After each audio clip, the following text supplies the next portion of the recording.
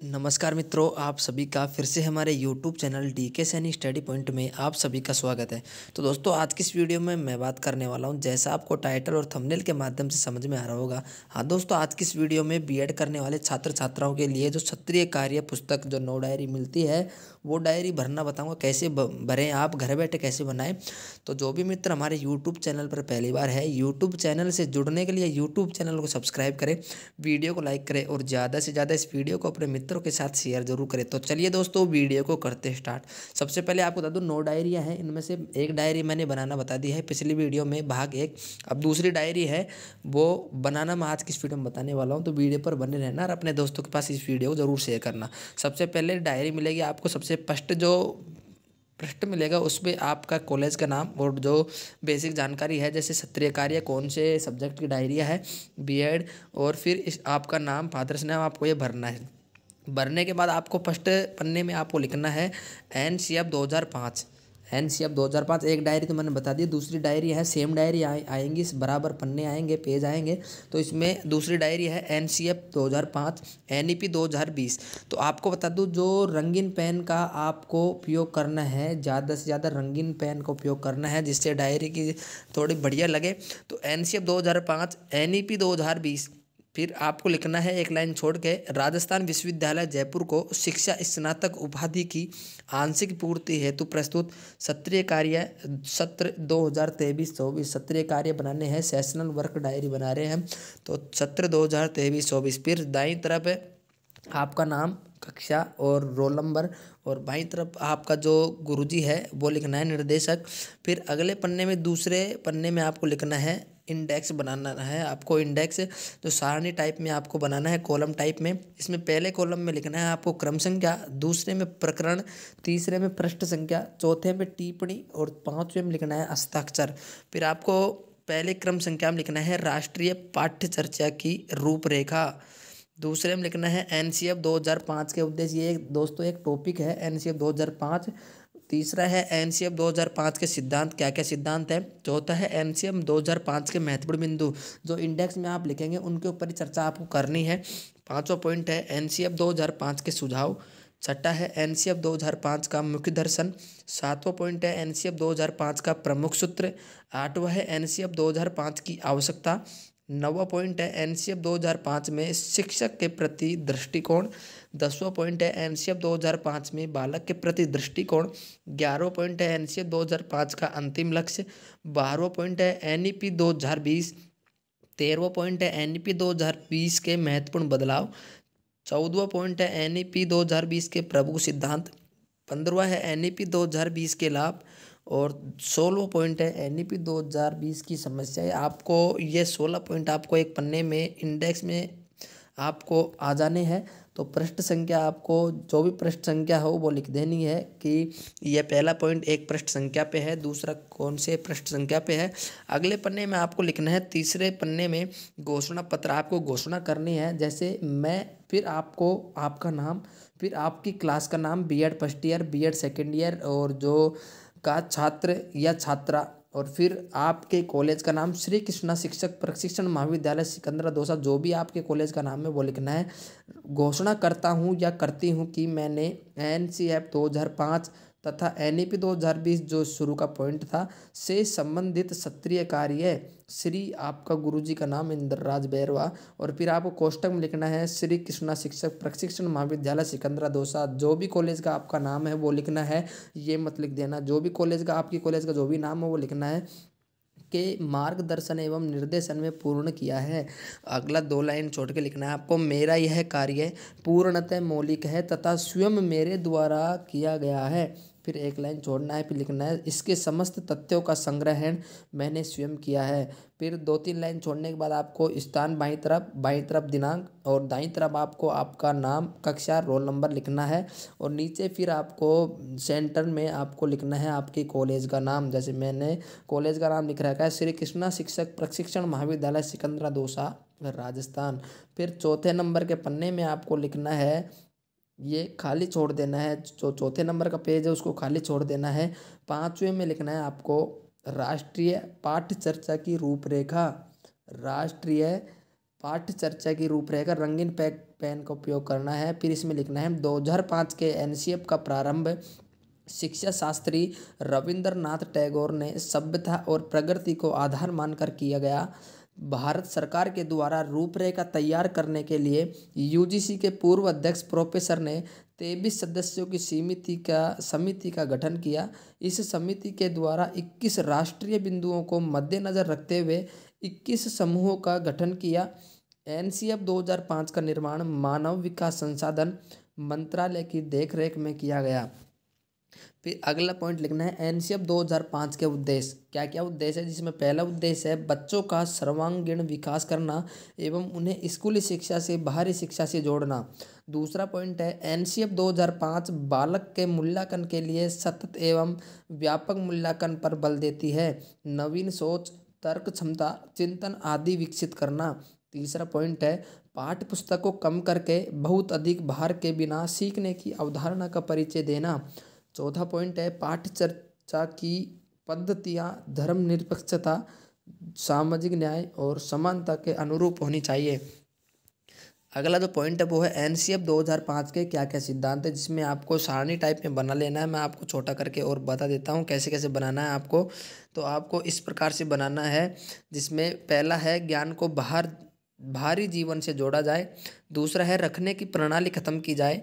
तीसरा है पाठ्य पुस्तक पर केंद्रित ना हो, कक्षा कक्ष को गतिविधियों से जोड़ा जाए और इन्हें लचीला बनाया जाए। राष्ट्रीय महत्व बिंदु को पाठ्यक्रम में शामिल किया जाए। ये आपको ऐसे बना लेना है डायग्राम तरीके से। फिर अगले पन्ने में आपको लिखना है एनसीएफ 2005 के महत्वपूर्ण बिंदु। क्या क्या महत्वपूर्ण बिंदु है वो है पहला है विद्यार्थियों को रटने से मुक्त कराया जाए, जिससे उनका चहुमुखी विकास हो सके।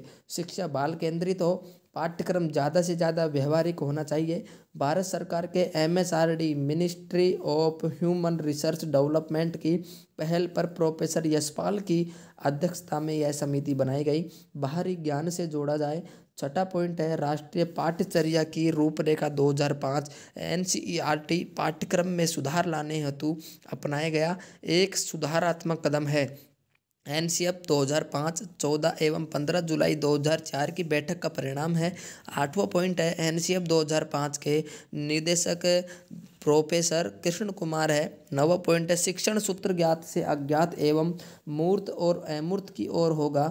10वां पॉइंट है तनाव मुक्त शिक्षा का वातावरण देकर शिक्षा देनी चाहिए। चौथा है अगला पॉइंट है एनसीएफ 2005 के सुझाव। क्या क्या सुझाव है, पहला है संवैधानिक मूल्यों का विकास करना। दूसरा है सतत एवं व्यापक मूल्यांकन। तीसरा है खेल को महत्व देना। अगला पॉइंट है मुक्त वातावरण करके सीखने पर बल दिया। पांचवा है जीवन से जुड़ना। छठा है 6 महीनों में शिक्षकों को प्रशिक्षण दिया जाए। शिक्षा बच्चों के स्तरानुसार होनी चाहिए। अगला पॉइंट है मोटी मोटी किताबों को बेकार माना गया है। नवा पॉइंट है रोजगार परक शिक्षा देना। अगला है पाठ्य सहगामी क्रियाएं जैसे कि संगीत, चित्रकला, नृत्य, नाट्यकला आदि। अगला पॉइंट है पूर्व ज्ञान का उपयोग। 12वां पॉइंट है मातृभाषा के साथ साथ अंग्रेजी भाषा बढ़ाना। 13वां है परीक्षा का डर दूर करना, भयभीत ना होना। अगला है कक्षा 5, 8 एवं 11 के लिए बोर्ड एग्जाम नहीं होना। अगला पॉइंट है अच्छा विद्यार्थी की अवधारणा में परिवर्तन आवश्यक है, अर्थात अच्छा विद्यार्थी वह है जो तर्कपूर्ण बहस के द्वारा अपने मौलिक विचार शिक्षक के सामने प्रस्तुत करे। अगला पॉइंट है कल्पना एवं मौलिक लेखन के अधिक अवसर प्रदान कराएं। पुस्तकालय में बच्चों को स्वयं पुस्तक चुनने का अवसर प्रदान किया जाए। अगला है शिक्षकों को शैक्षणिक संसाधन व नवाचार आदि समय पर पहुंचाया जाए। अगला है एनसीएफ 2005 करके सीखने पर बल देता है। अगला पॉइंट है खुली पुस्तक परीक्षा व सामूहिक कार्य मूल्यांकन का सुझाव दिया जाए। स्वास्थ्य एवं शारीरिक शिक्षा को विद्यालयीय शिक्षा का अनिवार्य भाग बनाया जाए। बच्चों को चहुमुखी विकास के अवसर दिया जाए। गणित की बेहतर शिक्षा का हक हर बच्चे को देना चाहिए। तो दोस्तों वीडियो से ज़्यादा जुड़े और अपने दोस्तों के पास इस वीडियो को ज़रूर शेयर करें। चैनल से जुड़ने के लिए चैनल को सब्सक्राइब करें, वीडियो को लाइक करें। और दोस्तों हमारे चैनल पर डायरी आपको टाइम मिलेंगी। अब से पहले मैंने इंटर्नशिप डायरी सारी बनाकर आपको डाल रखी है। आप चैनल पर जाकर प्ले लिस्ट खोल कर देखना तो इंटर्नशिप डायरी का पहला पॉइंट मिल जाएगा, उसमें सारी डायरी मिल जाएगी। अगला पॉइंट है नवीन तकनीकी के प्रयोग को मान्यता। अगले पेज में लिखना है अगला पॉइंट, राष्ट्रीय पाठ्यचर्या 2005 का मुख्य दर्शन, जिसमें रंगीन पेन का उपयोग करना है, जिसमें है एनसीएफ 2005 अधिगम को एक सुखद अनुभव बनाने के लिए बिना बोझ के सीखने पर बल देता है और परीक्षण के आधार के रूप में पाठ्य पुस्तकों से दूर हो जाता है और बच्चों के तनाव को दूर करता है। यह भी सिफारिश की जाती है कि बच्चों को किसी भी प्रकार के प्रदर्शन के दबाव या असफलता के डर के बिना प्राकृतिक वातावरण में सीखना चाहिए। फिर अगला पॉइंट है एनसीएफ 2005 का प्रमुख सूत्र। क्या सूत्र है इसका? तो वो है व्यक्ति के आत्मनिर्भरता और सम्मान की भावना विकसित करने के लिए, जो सामाजिक संबंधों के आधार के लिए रहेगा और समाज में अहिंसा और एकता की भावना विकसित करेगा। अगली लाइन में लिखना है आपको, 14 साल की उम्र तक के बच्चे को केंद्रित दृष्टिकोण विकसित करना और सार्वभौमिक नामांकन और प्रतिधारण को बढ़ावा देना। अगला नया पॉइंट है, उसमें लिखना है आपको, जैसे पॉइंट है एनसीएफ 2005 की आवश्यकता, क्या आवश्यकता है, कैसे पढ़ी? तो एनसीएफ ने शिक्षा प्रणाली में सुधार लाने के उद्देश्य से एक शिक्षार्थी केंद्रित पाठ्यक्रम विकसित करने के माध्यम से रचनात्मक सीखने का निर्माण किया, जो शिक्षार्थी को स्वायत्तता प्रदान करता है। वर्तमान समय में शिक्षा एनसीएफ 2005 के अनुसार चलती है। जो वर्तमान की शिक्षा है वो एनसीएफ 2005 के अनुसार चलती है। अगला पॉइंट है एनसीएफ 2005 में शिक्षक के प्रति दृष्टिकोण। इसमें लिखना है भारत में राष्ट्रीय पाठ्यचर्या की रूपरेखा 2005 में एक शिक्षक से यह अपेक्षा की जाती है कि वह बच्चों के सीखने में सहायक हो, जिससे बच्चों को ज्ञान का निर्माण करने में मदद मिले। एक शिक्षक भी एक शिक्षार्थी, परामर्शदाता, प्रबंधक, मूल्यांकनकर्ता और प्रवर्तक के रूप में कार्य करता है। अगला पॉइंट है एनसीएफ 2005 में बालक के प्रति दृष्टिकोण। क्या दृष्टिकोण है? तो उसमें लिखना है प्रत्येक बच्चे में सीखने की गति अलग होती है, तो हर एक बच्चे में कैरिकुलम भी अलग होना चाहिए। शिक्षक को चाहिए कि वह बच्चों को अपने हिसाब से सीखने का मौका दे। तो दोस्तों, जैसे मैंने पॉइंट जमा रखे हैं वैसे आपको लिखना है और रंगीन पेन का उपयोग करना है, ये बात आपको ध्यान रखनी है। अगला पॉइंट है एनसीएफ का अंतिम लक्ष्य। अंतिम लक्ष्य क्या है? तो एनसीएफ का लक्ष्य एनईपी 2020 की परिकल्पना के अनुसार शिक्षण शास्त्र सहित पाठ्यक्रम में सकारात्मक परिवर्तनों के माध्यम से भारत की स्कूली शिक्षा प्रणाली को सकारात्मक रूप से बदलने में मदद करता है। फिर दोस्तों, अगले पन्ने में आपको लिखना है एनईपी 2020, जिसमें पहला पॉइंट है राष्ट्रीय शिक्षा नीति 2020 क्या है? तो इसमें लिखना है प्रधानमंत्री नरेंद्र मोदी के निर्देशन में मानव संसाधन विकास मंत्रालय एमएचआरडी द्वारा नई शिक्षा नीति पेश की गई।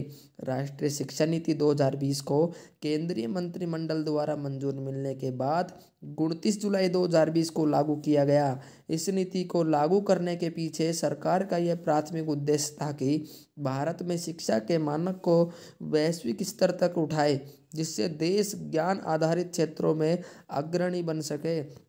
यह लक्ष्य राष्ट्रीय शिक्षा नीति द्वारा शिक्षा के सार्वभौमिकरण द्वारा प्राप्त किया गया है। उस उद्देश्य के लिए सरकार ने शिक्षा की गुणवत्ता में सुधार लाने और बच्चों को अच्छी शिक्षा प्राप्त करने में सक्षम बनाने के लक्ष्य के साथ राष्ट्रीय शिक्षा नीति 2020 के हिस्से के रूप में पूर्व शिक्षा नीति में विभिन्न संशोधन लागू किए गए हैं।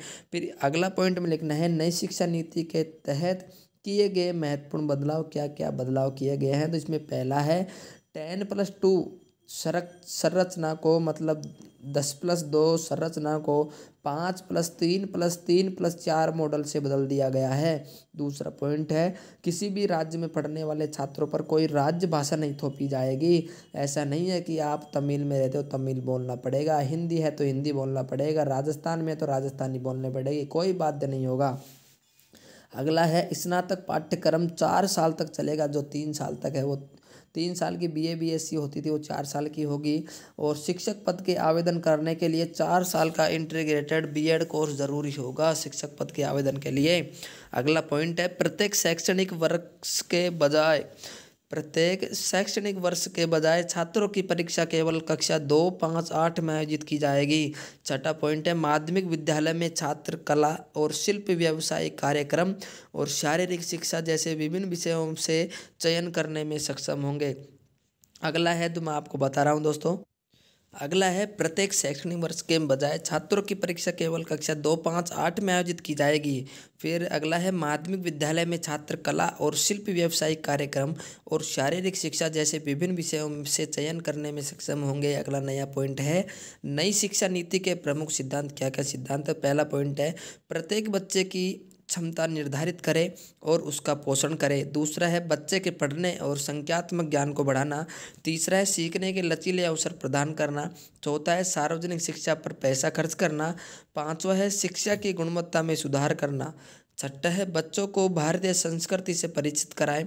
सातवां पॉइंट है बच्चों की रचनात्मकता और तार्किक सोच में सुधार करना। अगला है शिक्षा नीति में पारदर्शिता लाना। और नवा पॉइंट है प्रौद्योगिकी के उपयोग पर जोर दे और मूल्यांकन करना और अनेक भाषाएं सीखना। अगला है पॉइंट है नई शिक्षा नीति के लाभ। क्या क्या लाभ है? तो पहला लाभ है 3 साल की उम्र से शुरू होने वाली स्कूली शिक्षा के लिए 5+3+3+4 मॉडल को अपनाने में नीति बच्चों के भविष्य को आकार देने में 3 से 8 साल की उम्र के प्रारंभिक वर्षों की प्रधानता को पहचानती है। अगला पॉइंट है नई शिक्षा नीति में स्कूली शिक्षा का अन्य प्रमुख पहलू हाई स्कूल में कला, वाणिज्य और विज्ञान धाराओं के सख्त विभाजन को तोड़ना है। यह उच्च शिक्षा में बहुविषयक दृष्टिकोण की नींव रख सकता है। अगला है एनईपी 18 वर्ष की आयु तक के सभी बच्चों के लिए शिक्षा के अधिकार के विस्तार का प्रस्ताव करता है। इसके अलावा यह नीति उच्च शिक्षा में सफल नामांकन बढ़ाने के लिए ऑनलाइन शिक्षा शास्त्र और सीखने के तरीकों की विशाल क्षमता का लाभ उठाने में मदद करती है। अगला पॉइंट है इस नीति में अंतर्राष्ट्रीय परिप्रेक्ष्य और नवाचार का संचार होगा जो भारतीय शिक्षा प्रणाली को अधिक कुशल प्रतिस्पर्धी बनाएगा। सबसे महत्वपूर्ण बात यह है कि एनईपी एक बार और सभी के लिए हिंदी बनाम अंग्रेजी भाषा की तीखी बहस को ख़त्म कर देती है। इसके बजाय यह कम से कम ग्रेड 5 तक मातृभाषा, स्थानीय भाषा या क्षेत्रीय भाषा को शिक्षा का माध्यम बनाने पर जोर देता है। अगला पॉइंट है नई शिक्षा नीति की समस्याएं। क्या क्या समस्याएं हैं? तो पहली समस्या है स्पष्टता की कमी, कार्यान्वयन, समरूपरेखा, वित्त पोषण और जवाबदेही जैसे कई क्षेत्रों में स्पष्टता और विशिष्टता की कमी के लिए नीति की आलोचना की गई है। अगला है डिजिटल लर्निंग पर अत्यधिक जोर देने के लिए इस नीति की आलोचना की गई जो सभी छात्र विशेषकर वंचित पृष्ठभूमि के लोगों के लिए सुलभ नहीं हो सकती है। तीसरा पॉइंट है शिक्षा का व्यावसायीकरण। विदेशी विश्वविद्यालयों को भारत में परिसर स्थापित करने की अनुमति देकर और निजी क्षेत्र को शिक्षा के व्यावसायीकरण को बढ़ावा देने के लिए इस नीति की आलोचना की गई। भाषा नीति के लिए इसकी आलोचना की गई जो ग्रेड 5 तक शिक्षा के माध्यम के रूप में मातृभाषा या क्षेत्रीय भाषा के उपयोग का प्रस्ताव करती है। क्षेत्रीय भाषा नहीं बोलने वाले छात्रों को संभावित रूप से बाहर करने के लिए इसकी आलोचना की गई। पांचवा पॉइंट है उच्च शिक्षा के लिए एक केंद्रीकृत नियामक निकाय की स्थापना और विश्वविद्यालयों के लिए स्वायत्तता में कमी के साथ सत्ता के केंद्रीकरण के लिए इसकी आलोचना की गई। अगला है संदर्भ सूची। जो लास्ट पेज है उसमें 3 वेबसाइट्स हैं जिसमें 3 वेबसाइट को आप स्क्रीनशॉट लेकर उतार लीजिए। तो दोस्तों आज की वीडियो कैसी लगी वीडियो में कमेंट करके ज़रूर बताइएगा क्योंकि हमारे चैनल पर ऐसी कई वीडियो मिलती रहती है, आगे भी आपको टाइम से टाइम मिलती रहेगी। तो चैनल से जुड़ने के लिए चैनल को सब्सक्राइब करें, वीडियो को लाइक करें और ज़्यादा से ज़्यादा इस वीडियो को अपने मित्रों के साथ शेयर ज़रूर करें। तो चलिए दोस्तों आज के लिए बस इतना ही, अगली वीडियो में मिलेंगे एक नए टॉपिक लेके, तब तक के लिए आपका धन्यवाद।